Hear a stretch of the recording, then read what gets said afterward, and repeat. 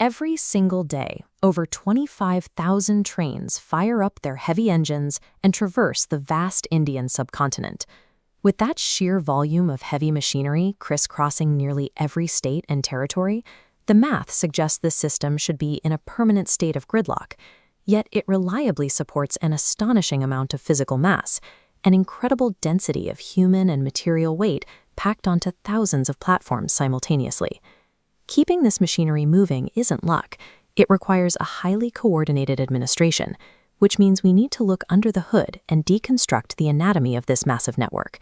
Because the Indian Railways is a continuously moving, country-sized puzzle that must be perfectly solved every 24 hours.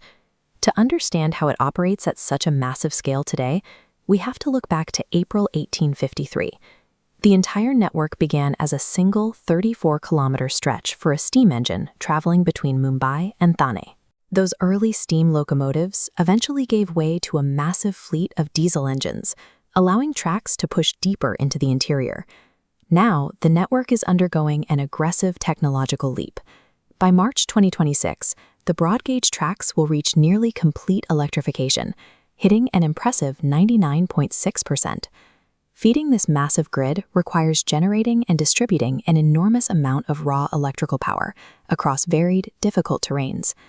Adapting a system originally built during the colonial era to handle high-voltage lines requires intense manual labor and hands-on retrofitting. Swapping diesel for overhead electric lines does reduce emissions, but more importantly, it operates as a core structural upgrade to the system's cardiovascular capacity, allowing for heavier loads and faster speeds. So how do you actually govern an operation that spans an entire subcontinent from a single desk in New Delhi? You don't. You rely on extreme decentralization. The ministry fractures its administration into 19 distinct railway zones. By delegating control to regional hubs like Northern, Western, or East Central, local authorities manage the specific geographic challenges of their own territories.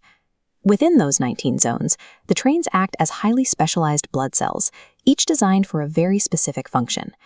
At the apex of the passenger fleet are units like the Vande Bharat Express. Their aerodynamic profile and rapid acceleration mark the country's push into modern, semi-high-speed transit.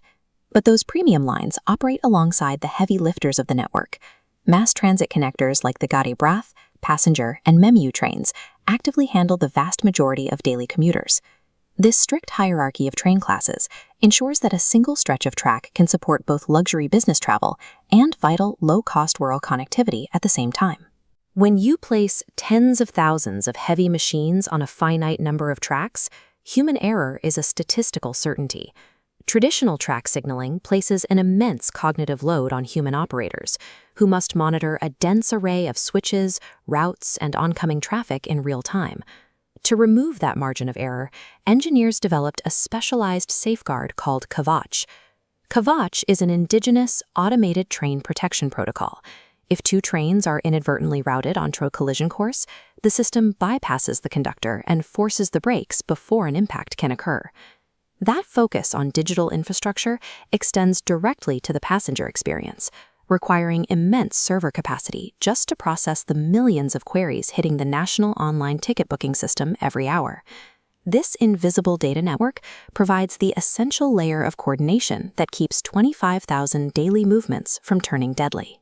While passengers get the spotlight, the silent giant of this network is freight. Endless rows of containers haul the raw materials and finished goods that supply domestic industries. That constant industrial output, combined with the fact that the railway employs over 1 million people, anchors it as the unshakable spine of the national economy.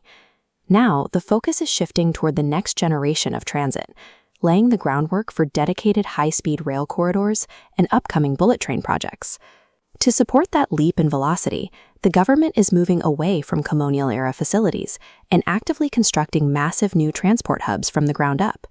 By integrating trade, massive employment, and high-speed transit, the Indian Railways serves as the primary engine building a modernized India.